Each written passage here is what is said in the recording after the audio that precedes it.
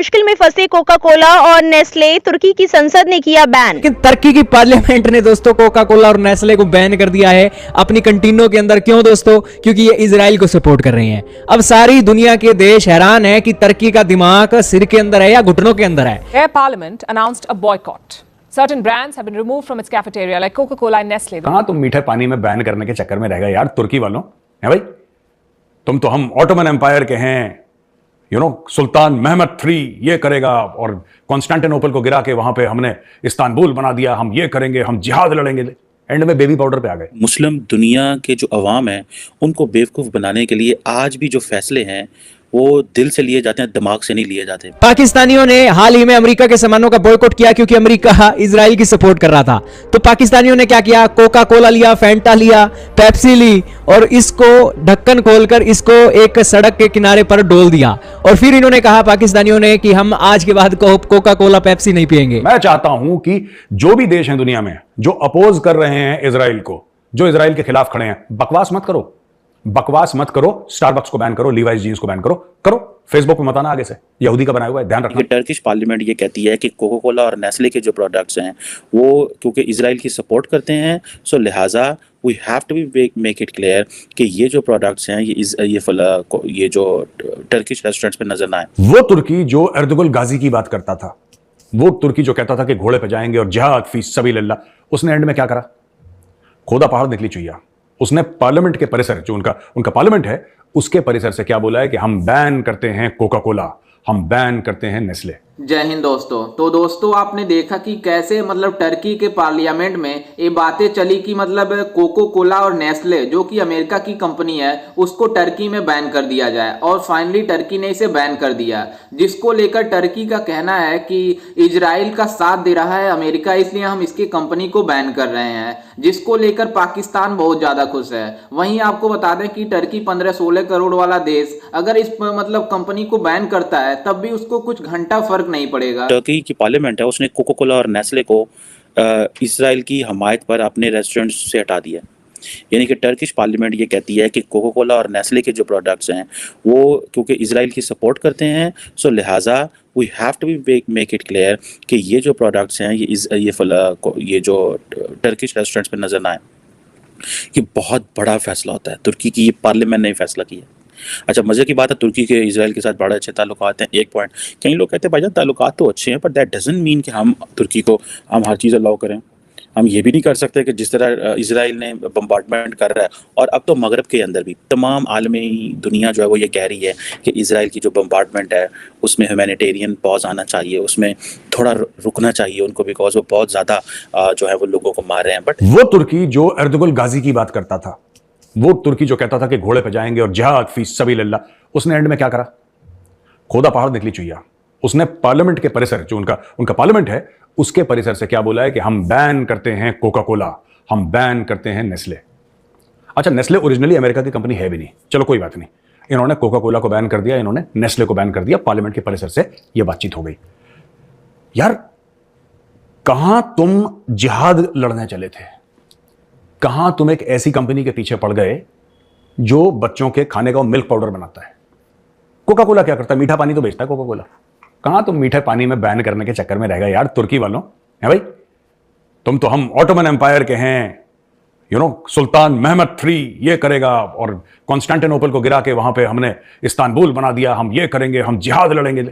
And में baby powder पे आ गए। ये बयान जो है ये सारी बात है, तुर्की के अंदर ये कहा गया जी कि ये कंपनियां क्योंकि इजराइल की हमायत करती हैं और रेस्टोरेंट्स और कैफेटेरिया और टी हाउसेस में इन प्रोडक्ट्स को इस्तेमाल नहीं होना चाहिए। अच्छा, मज़े की बात यह है कि इजराइल तो बहुत कुछ बनाता है, ठीक है, क्या हमारे पास वो सारी इन्फॉर्मेशन है कि वो क्या क्या बनाते हैं, क्या क्या नहीं बनाते, या इन कंपनियों। अच्छा, एक और डबल स्टैंडर्ड चेक करें, यानी कि ये कंपनियां इजराइल की हमायत करती हैं, लेकिन सारे का सारा मुसलमान आबादी जो है, ये जो अरब स्टेट्स हैं, वो भी तो तुर्की की सपोर्ट में खड़े हुए हैं। जितने भी जीसीसी के मुल्क हैं उनमें से मेजॉरिटी ने क्या किया फ़लस्तीन के लोगों के लिए, सिवाय इसके कि अच्छा ऐसे हुआ है कि 15,000 बंदा मर गया है, कुछ $4 बिलियन का नुकसान हो गया है, ठीक है हम $2 बिलियन दे देते हैं। मैं मिसाल दे रहा हूँ आपको, क्या ऐसे निज़ाम ठीक होगा? क्या ये ठीक करना होता है? ये सारे अरब स्टेट्स देख लें, किसने अपना एम्बेसडर, किसने अपने इजराइल के साथ ताल्लुकात खत्म किए हैं? तुम बैन करो सबसे पहले लीवाइस, जो जीन्स बनाता है ना, लीवाइस बैन करो। यहूदी की शुरुआत है, तुम लीवाइस को बैन करो। तुर्की में कोई लीवाइस जीन्स नहीं पहनेगा, करो ना यार, मजा आएगा। तुर्की में सारे स्टारबक्स बंद कराओ, उसका भी फाउंडर यहूदी था, स्टारबक्स कॉफी का, ठीक है। अब उसका सीईओ एक हिंदुस्तानी है, इंडियन है, उसको बैन कराओ यार। हमें कुछ मजा आना चाहिए कि इन्होंने कुछ मोटा काम करा। फेसबुक को क्यों नहीं बैन करवाते यार?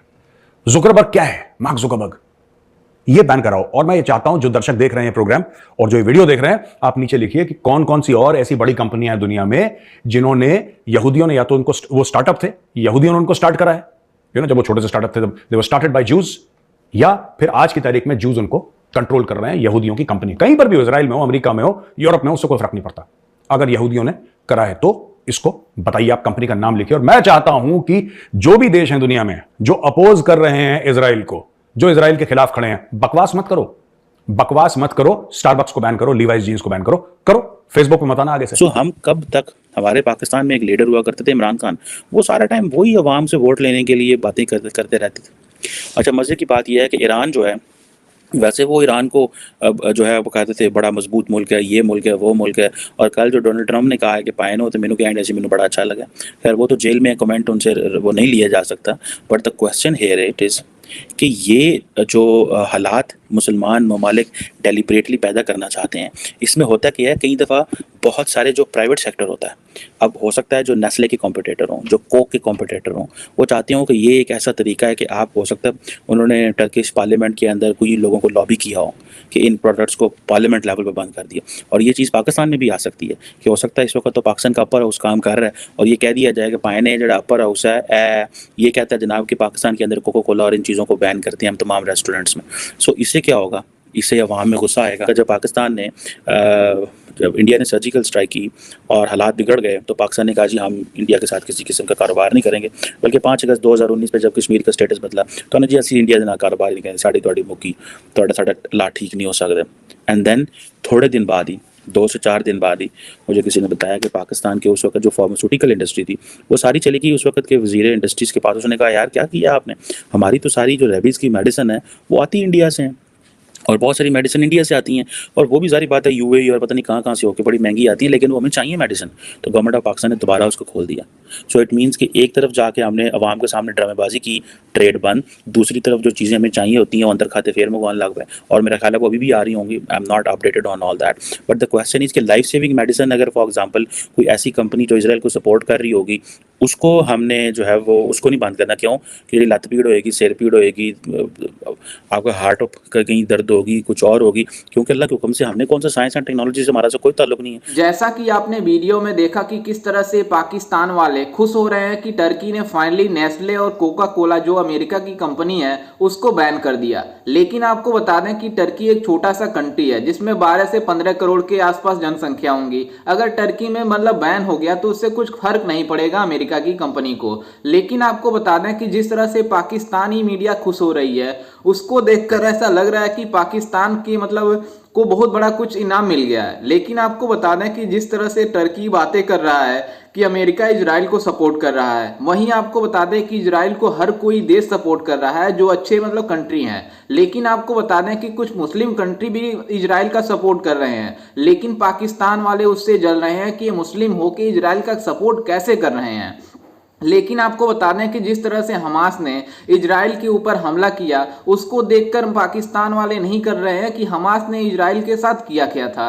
वहीं जब मतलब इजराइल इन हमास वालों के साथ मतलब ऐसा कर रहा है तो मतलब इन पाकिस्तानियों और मतलब दूसरे देश के मुस्लिम कंट्री को काफ़ी ज़्यादा हो रहा है कि दुख हो रहा है कि ये कैसे हो रहा है। वहीं जिस तरह से टर्की ने मतलब कोको कोला को बैन किया है उससे कोको कोला का कुछ फर्क नहीं पड़ेगा, क्योंकि अगर वो भारत में बैन होता, चाइना में बैन होता, जहाँ पे ज़्यादा जनसंख्या पाई जाती है, अगर उस कंट्री से बैन होता है तब जाके उस कंपनी को कुछ फर्क पड़ता। लेकिन टर्की जैसे छोटे से देश को बैन करने से कुछ फर्क नहीं पड़ेगा। वहीं आपको बता दें कि टर्की में बहुत ऐसे चीज़ होते हैं जो दूसरे देश के हैं। फेसबुक है अमेरिका की कंपनी है, अगर बैन करना है तो फेसबुक बैन कर ले।